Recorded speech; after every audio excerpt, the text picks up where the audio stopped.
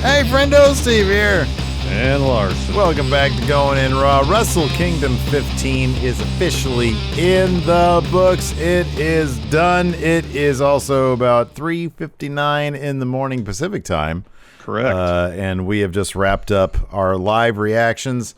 Thanks to everybody for hanging out with us through the show. Thanks, of course, to the Enforcer. Yeah, Enforcer's the best. For being with us. We really, truly, truly appreciate it. Join us today with the Enforcer, with our Impact shirts. For Impact, we're going back into the Impact zone because we're on the road to Hard to Kill. But, of course, the biggest New Japan show of the year, Wrestle Kingdom, is done, wrapped up. Kota Ibushi walks away with all the gold. Yes, and he's not the only one walking away with gold. I retain my gold, big gold, second year in the row. I have won Wrestle Kingdom predictions. Congratulations. So, yeah, Evil really didn't help me out there. Not at all. So, yeah, I thought it was kind of interesting that, like, it was largely over the course of 2 nights and, 13 matches. Yes. All the good guys won. All but 2 matches, yeah. All but Kenta 2 matches. Kenta successfully defending his briefcase, and then Suzuki-Gun, Desperado, and Kanemaru successfully defending the junior heavyweight tag titles. Otherwise, faces across the board picking up W's. Yeah. I mean, I guess Gorillas of Destiny are within Bullet Club heels, but they were working that particular match face. Yeah. That was Although they kind of cheated to win, but whatever. It was a heel versus heel thing, but they were working that match face.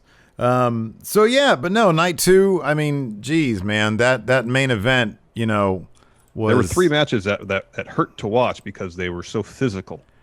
Yeah, I mean, one of them was more. I wouldn't even consider the Cobb Shingo match hard to watch. It was impressive to watch because it was just 2 big, huge dudes throwing each other around. I say hard to watch just because I know everybody involved is going to be sore. Yeah, that's true. They're going to be in pain. I mean, it's a joy to watch because all the matches are really good. But it's hard to watch in the sense that everybody's going to be hurting. Yeah, like Kota Ibushi, his neck's going to suck tomorrow. Oh yeah.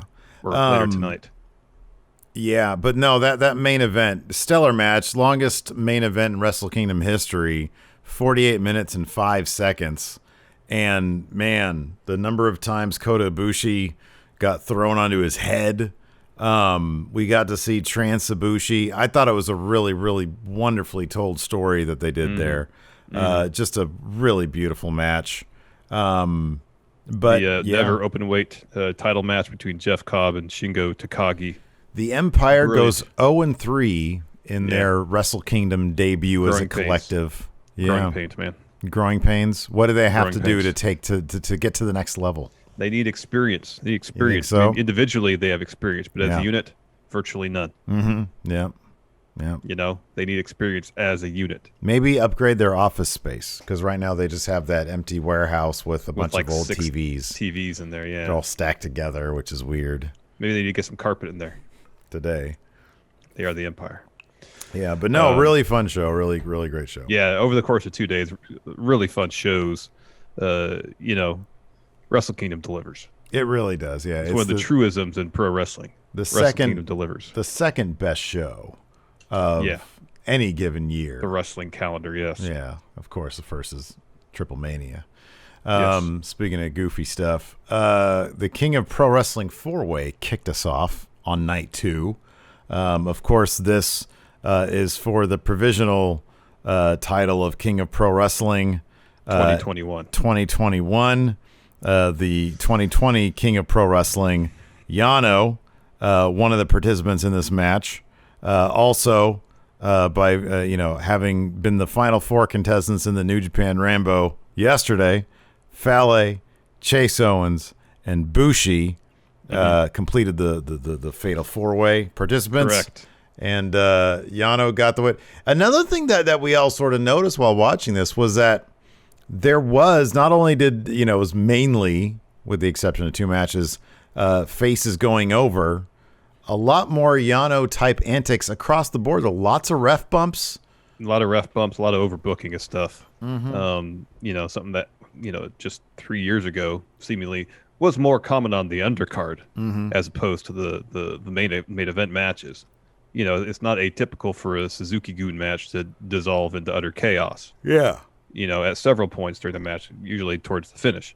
But we talked about it during the watch along that seemingly ever since Gato turned on Okada, aligned with Jay White and Bullet Club, this kind of overbooking, ref bumps, interference seems to be on the rise. I sort of felt that, and this is pure speculation on my part.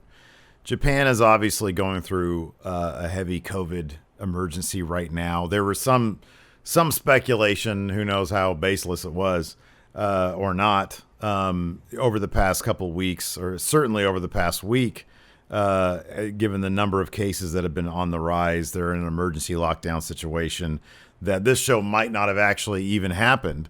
Obviously it did. I think the number we saw was 12,000 in attendance. Night one, is that right? Yeah.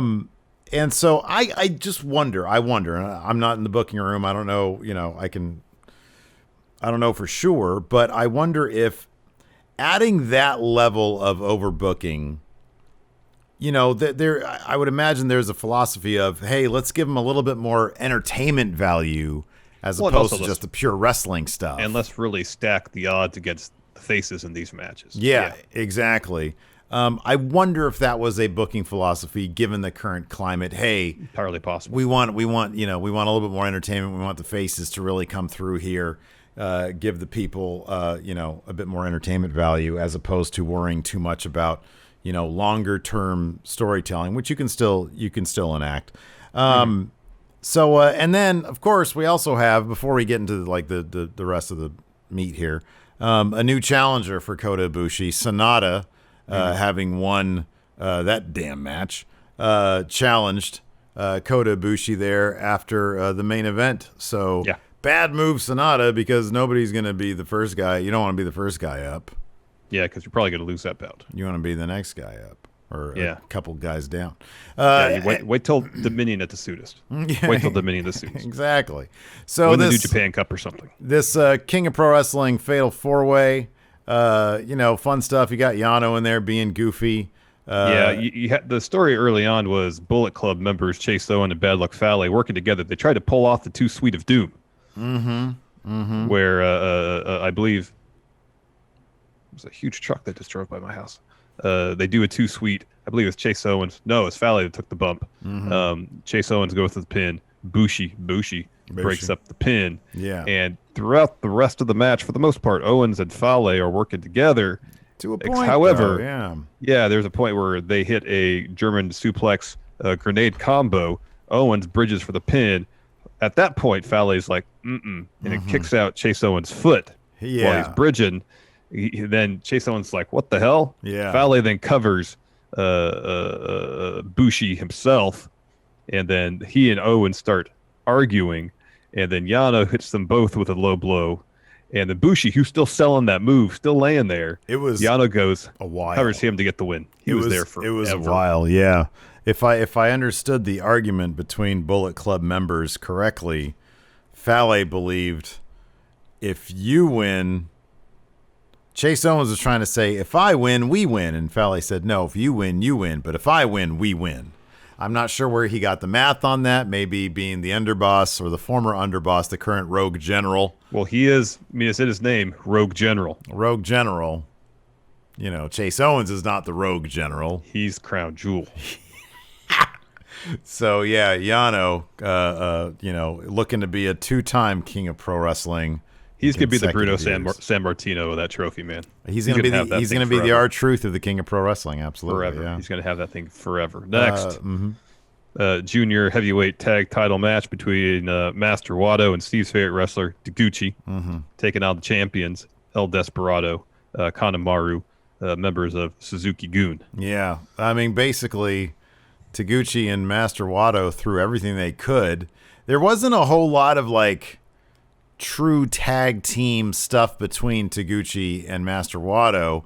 It was mainly them just doing their moves. Well, it was like two singles wrestlers trying to start a tag team as opposed to exactly what it is. Yeah. Yeah. That's kind of what we thought going into it was I had read that Master Wato had decided on the name of this team, and it only led to confusion amongst Taguchi and Tenzan. I was like, okay, that means they're losing because they're not on the same page. They can't even figure out a name. They don't even understand the etymology of the name. Yeah. So how can they win a damn match? And sure enough, they can't. didn't. The answer is they can't. They can't. They can't. Instead, Suzuki-Gun wins. Try as they might, Wato and Taguchi, they put forth the best effort. They even broke up Kanemaru tried to do his whiskey spot. They broke that up. Yeah. In the end, though, Desperado, who I need to catch up to my best as Super Junior, my understanding is he had a hell of a tournament. That's what I hear. Hits his finish, essentially the fairy tale ending, Ciampa's finisher on Taguchi to get the win. Next up, meat. Just beef throwing. What was impressive about this was just the amount of just people being thrown, and yet these guys are so big with ease.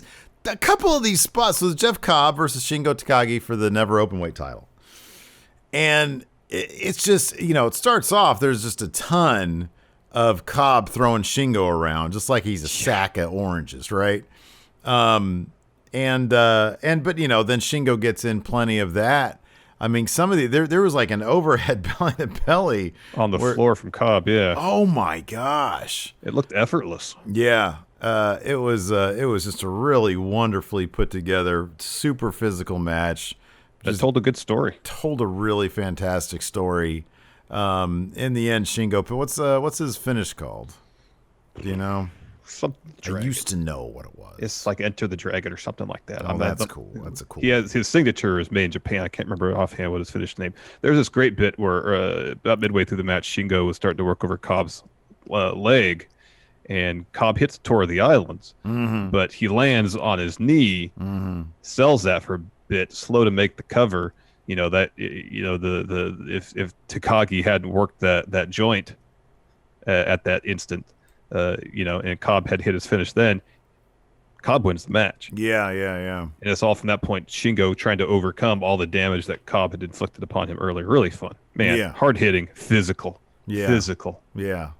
God, physical. Man, this is really great stuff. I gave this a lot of stars, 4.5 in fact. I could watch these two guys wrestle like all the time. So yesterday we talked about how up we were to watch, Evil versus Sanada. These guys have, a blood feud, former stablemates, former tag team champions. Exactly. I didn't realize how much of a clown the tandem of Evil and Dick Togo were these days. Evil is a former, at the end of the day, the reason why I really went with Evil was because all things were fairly equal. I know Sanada's been on a tear lately, but he sort of reached his breaking point. He had a win over Evil in, I think, the G1, but Evil got a win back on him. So all things are pretty equal. At the end of the day, though, Evil is a Bullet Club. Gato loves Bullet Club. Sanada loses a lot. Big matches. And Evil's just very recently the double champion. The World Intercontinental Champion. Moved on from that. Old news. Evidently. Old news. Because, man, Dick Togo and Evil are bumbling fools. Yeah, especially Dick Togo. He was out there trying to act on Evil's behalf, but it was a complete detriment to Evil's efforts to win this bout. It really was. Basically at every turn. And you could see the way the match was booked from the very beginning. It was like, okay, Dick Togo is going to be so bumbling. Yeah. Evil is going to win. Is going to lose. It's going to lose. It's like, oh my God. I think as soon as Dick Togo sets up that table ringside early on. Yeah, it's like, oh shit, why did you do that? You're going to go through it. And it's funny because that math, dude, we have to do a video on that because that math seems to be true. And it's not even because you would even, given the benefit of the doubt, said, well, Togo is the proxy for Evil, so Evil's going to go through it. No! Togo set it up. He went through it. Yeah. Just an absolute mess. Yeah, like the Evil's probably a high point in this match. happened pretty early on. So I'll just get to we have to go through beat by beat. But early on, Evil gets put. This is the most WWE match. It really was. It was the most sports entertainment match. It was. Outside maybe the King of Pro Wrestling one. But anyway, so Evil gets twisted up at the Paradise Lock pretty early. Sanada drop kicks him in the butt. So Evil rolls out of the ring, pushes Sanada to the barricade, and doing so, he knocks over the Timekeeper? Yeah. Or was it Milano? I forget which one. And then he grabs a couple chairs from under the ring, puts one around Sanada's neck, clobbers picks another chair, clobbers the chair around Sanada with that chair. Acts like he hit a home run. Well, the chair goes flying, and he looks, and he does the home run, and then he gives a wink to the camera. I'm like, oh, you idiot, you're losing now. Yeah, that was pretty much Evil's high point of the bout. Everything from that moment there, downhill for Evil. Evil insisted on finding himself in cold skull position, like every 5 minutes. Repeatedly. He was under his fucking underarm. Yeah, repeatedly. So at one point, Dick Togo sets up a table. I think it was shortly after the chair spot. He sets up a table ringside, and then he also apparently took off one of the turnbuckle covers. There's 3 matches, I believe, in which the turnbuckle covers were removed. Yeah, you'd expect that for a King of Pro Wrestling bout. But this match and the junior heavyweight title match, this turnbuckle cover's gone. Poof. Yeah.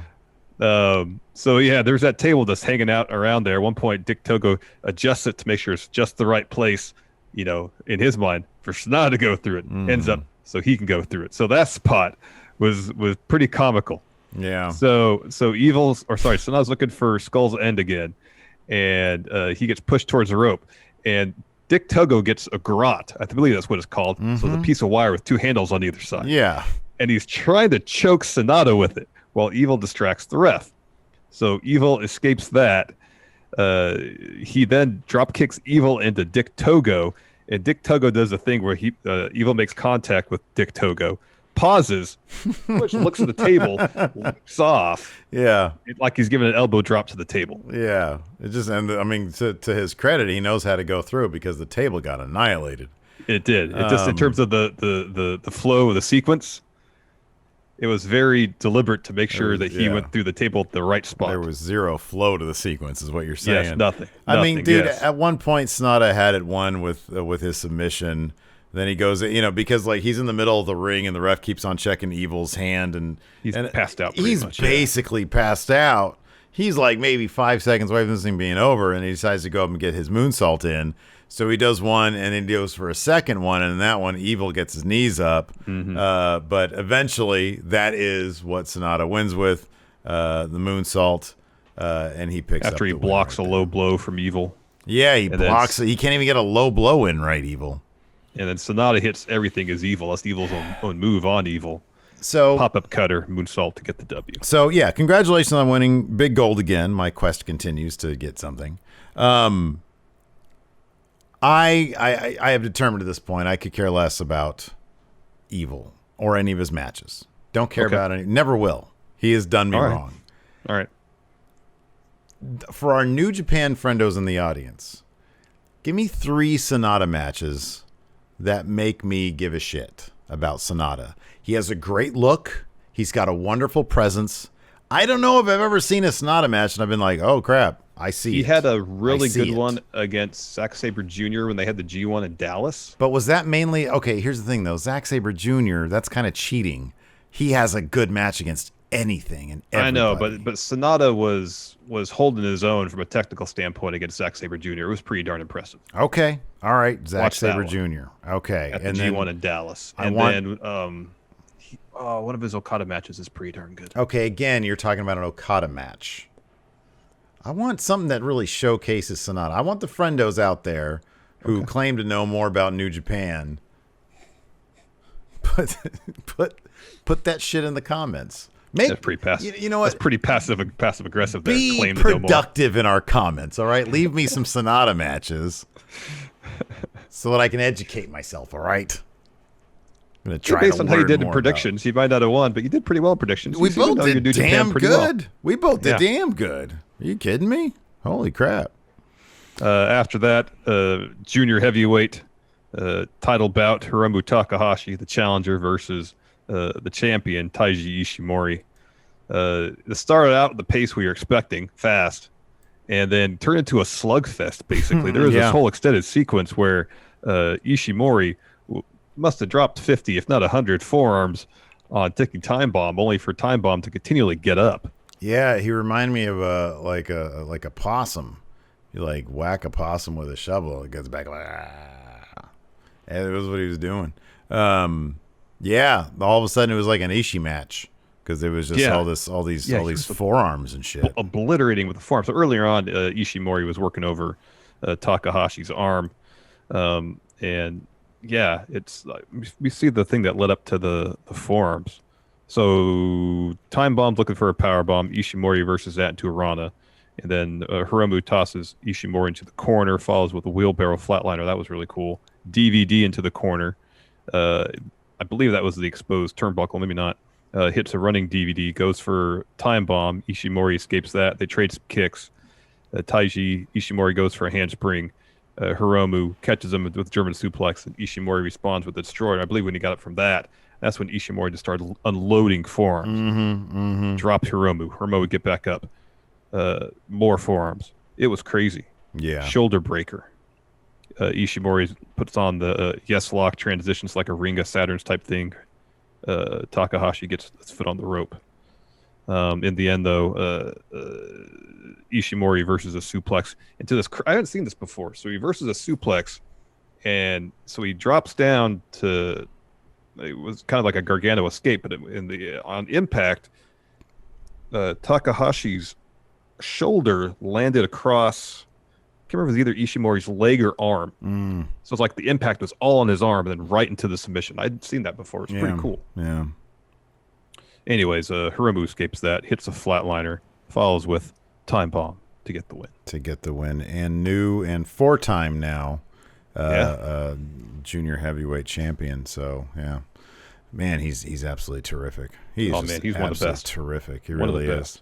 That brings us to our main. Hey, there was never any announcement for the TV stuff, was there? No, it was the same card they ran night one. They showed again. All right. Somebody had mentioned on Twitter that the did you notice? I mean, I barely even paid attention to that. Was there a lot of purple that they were teasing? They going to get their own Twitch channel or something? Maybe. Maybe they'll allow co-streaming. That'd be rad. Do we know is AAA's Twitch channel still active? Is that still a thing? It wasn't back when we checked around Triple Mania. Their Twitch channel had disappeared.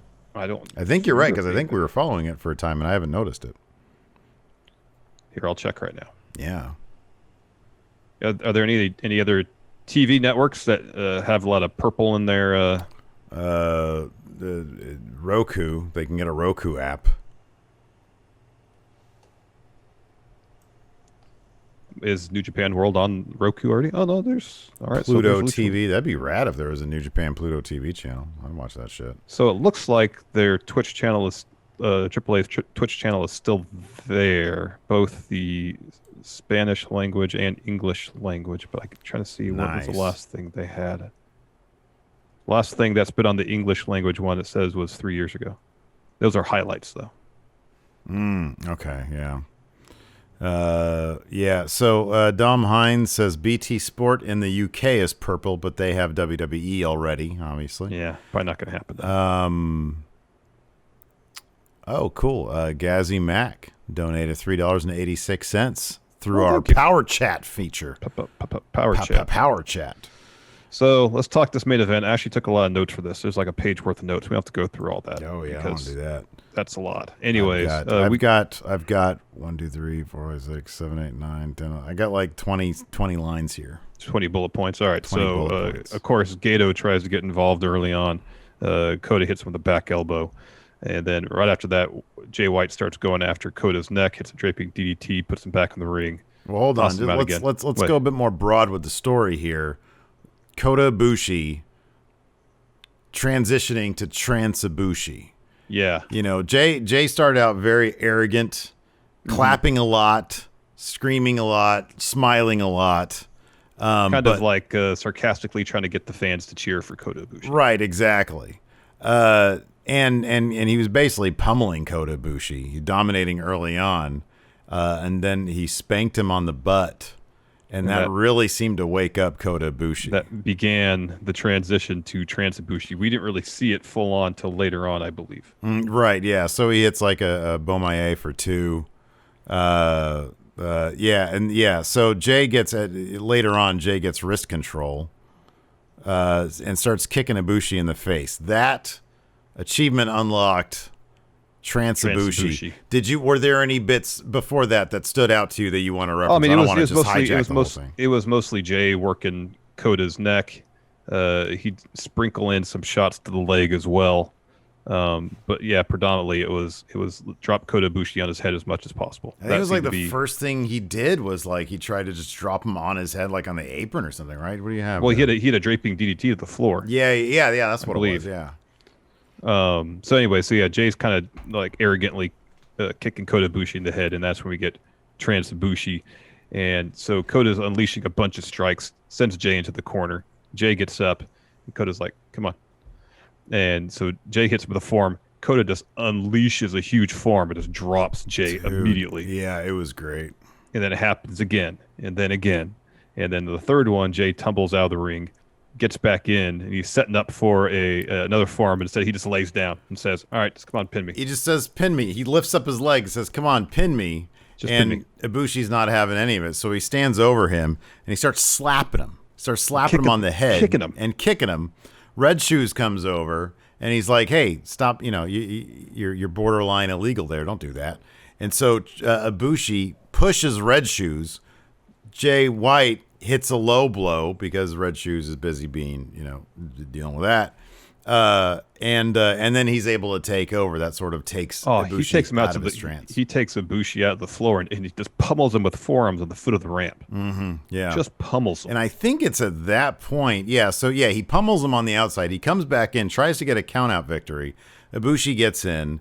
He tells Red Shoes to stop the count. He says, that's what commentary was saying. Okay. Jay was like, don't count. Okay, all right. He was like, he's like waving Kota to get back in the ring, yeah. So then he starts doling out these horrible German suplexes. Like, I swear there was 3 of them, and Ibushi basically just landed on his head every single time. I don't know how this guy does this to himself. I don't know how he does it either. Later on, Ibushi hits the cool deadlift German suplex over the top rope thing. Hits a spirit bomb for 2. Goes for Kamigoye. Eats another ugly German suplex. Oh, 2 of those sleeper suplexes right then. Then a regal plex. Yeah. It's all getting dropped on his head. Yeah. Let's see here. I don't know if I got the part where they go up top and sort of tease something nasty, but it doesn't really happen. Oh, yeah. They were teasing the sleeper suplex off the top rope. Yeah. They were teasing that. So there's all those sleeper suplexes, regal plex. Kota kicks out, escapes a Blade Runner into a backslide into a Kamigoye. White kicks out of that. Kota hits a Phoenix Splash, goes for the cover. Gato pulls out Red Shoes during the cover. Red Shoes is selling the bump on the outside. So Gato gets in the ring, tries to punch Kota Ibushi. Kota catches it, hits Gato with a Kamigoye, and then Kota goes out to the floor to try to revive Red Shoes, puts him back in the ring, turns around, eats a Blade Runner, kicks out. So Jake kind of goes back to working over his knee, locks on a knee bar. Kota gets the ropes, pulls him back to the center. Kota starts to fade, eventually comes to, gets the ropes, goes for a V-trigger. White catches that, hits a regal plex, gets a 2. Bloody Sunday, calls for a Blade Runner. Kota escapes that, V-trigger, tries for Kamigoye. Instead, Jay kicks his leg, then in the face. Kota just laughs it off, hits a V-trigger, goes for another Kamigoye. Jay tries to reverse that into a Blade Runner. However, Kota reverses that into a clothesline. And then Kota hits a Kamigoye to the back, lowered the knee pad, one to the face to get the win. Yeah. Just a spectacular match. Just a spectacular match. And the great thing afterwards, too, Jay White is just laid out, barely conscious, and the titles ended up like sort of in front of him, like when they were bringing him in. And so he starts reaching, and they do a really great job with the camera work. And he got like the titles in the foreground, and then Jay's right next to him, or right behind them. He's clawing at them. And he's like clawing at them, and he grabs one, and he sort of drags it over, and Red Shoes comes over, takes one out of the frame, and then he starts reaching for the other one, and just when his hand hits it, it gets pulled away too. It's really, really wonderful framing. Yeah, it was good. And then later on, as they're bringing him out of the ring, you see him, because like they gave him to Kota Ibushi, but then he put him down, and you see Jay the titles are so far away from him, but he's just pointing at them. Can't focus on anything, he's just pointing at them, and he's grabbing at them, and then he gets dragged out of the ring. Well, before that shot where he's looking up to grab, he like rolls over and still is trying to fight Ibushi. Yeah. And Ibushi he's so weird. He's like sort of up in his face, and he's like moving his head around all weird. He's like slapping his hands off, like away from. It's pretty great. It was a really wonderful character moment after a match. You really get stuff like that. So then Sanada comes down, dressed as dapper as can be. Oh man, that was a hell of a suit. And challenges Kota Ibushi, which I just have written my notes here. Bad move, Sanada. Yeah, he should wait. Wait on that one. You gotta wait. Wait on that one. Yeah. Wait on that one. So that appears to be Kota's next championship bout. One would assume. We don't know what kind of postponements or cancellations New Japan might have to make. If there's further restrictions in Japan, to deal with the ongoing pandemic. So who knows if New Beginning will happen as usual in February? Who knows? Yeah. If they have to push when Sanada might get his title opportunity, but it should be a good bout. Mm-hmm.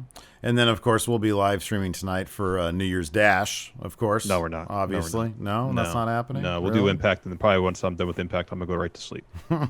Sleep minimum of hopefully 10 hours, if not 12. Fair enough. Let's. If anybody here in Twitch chat has any questions, let us know. Leaps Off Mountains says, thanks for 2 days of late night runs to help spice up Wrestle Kingdom. Thank you very much for those bits. As I said, Gazzy Mac earlier just said, with his power chat. Joe Juarez says, I noticed that after Evil won the double championships, New Japan had stopped doing the champion roll call before every match. So I believe they did that last night before the main event, where they'll do that video package where they run through all the various champions. Yeah, I didn't notice. I might have kind of imagined that. Are they just taking Evil out of that now? Is that what's happening? They're like, that was not a good idea. I'm still really curious as to what the story is behind that. So there's a couple Sanada match suggestions in chat here for you, Steve. Some people are recommending Sanada versus Ibushi at the G1 final this last year. Oh, okay. Sanada and Naito, also the G1 this year. I heard that he had an amazing G1. I heard that he had a really good G1. Yeah. Maybe I should just load that up. Yeah. Yeah, I'll have to Sanada versus Ishii. I'll take a look at that. And then Zack Sabre Jr. Dude, but I mean, I get it. I could, I guess there's a matter of, can he elevate a Zack Sabre Jr. match, which is already going to be so elevated. Zack Sabre Jr. is one of my favorite wrestlers in the world. Oh yeah, and in what impressed me the most about that bout is that Sanada had basically no problem matching Sabre move for move, and the pace is nice and crisp and fast. Yeah. It was a great match. I remember that one. That was kind of my standout of that first G1 show in Dallas. It was really good. Yeah. I haven't seen it since I watched it the first time, but I remember it being really, really good.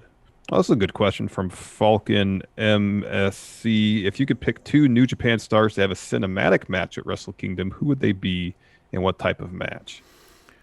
Oh, man. Let's do this. Let's take Kota Ibushi and Suzuki out of it because they were both in that one monster movie, weren't they? Mm-hmm, mm-hmm. So I'd say take them out of the equation. I mean, this is what I'd say. Yeah, go ahead. This is what I'd say. So, arguably, the greatest rivalry in New Japan history is Okada and Tanahashi. Sure, yeah. And they've had countless matches, traditional matches. Take that to the cinematic realm. Mm-hmm. That's at this point, unless they have like a King of Pro Wrestling match, not the pay-per-view, the stipulation thing. That's kind of like the only way you can really approach it from a completely different angle, save for a cinematic match. I would do this. I would have I would see what kind of, yes, King of Pro Wrestling cinematic match. I think it fits perfectly. I mean, they already had a body slam / take the turnbuckle pads off match. Yano and Okada in a tag team cinematic match against, I don't know, trying to think of, I mean, they're Chaos against, like, I don't know, somebody at Bullet Club, like Fale and Kenta. Yeah, Kenta would be good. I'd say Kenta and Jay White. Okay. They're heavier hitters. And Yeah. to see the comedy aspect, and especially like Jay White and Kenta, two guys who are pretty serious. Oh, yeah. For them to get involved in comedy, I think that could be wildly fun. That could be fun. Jimmy Thomas says technically Ibushi isn't a grand champion. He hasn't won the U.S. title yet. That's true. Okay. Can you consider it Grand Slam when he's won like the Junior, Intercontinental, and the U.S. title is so new? I mean, did they not consider it a Grand Slam beforehand? I would think they would have. I don't know. Do they even reference the Grand Slam champions? I know after Kota won tonight, they started listing off all the titles he won. His resume is damn impressive. Oh yeah, for sure, yeah. Because were him and Kenny junior tag champions? Mm-hmm. Yeah, and he was a junior heavyweight champion. Heavyweight champion, yeah. Yep. Cool. Okay. Well, yeah, we're gonna go to sleep now. Thanks everybody for tuning in. We definitely appreciate it. Yep. It's been 4.5 hours now. You just dropped something. So it was a screw off Big Gold. So thanks everybody. Till next time, we'll talk to you later. Goodbye. Help support Going In Raw today by becoming a Friendo Club TV member. You'll get access to new bonus episodes every week, including Friendo Club Arcade, Live Power Rank, Vintage 10 for the Wins, and Ask Steven Larson. Get access to Friendo Club TV today by becoming a $5 and up patron at patreon.com/Steven Larson, by throwing us a sub at twitch.tv/Steven Larson, or by clicking join at youtube.com/Steven Larson.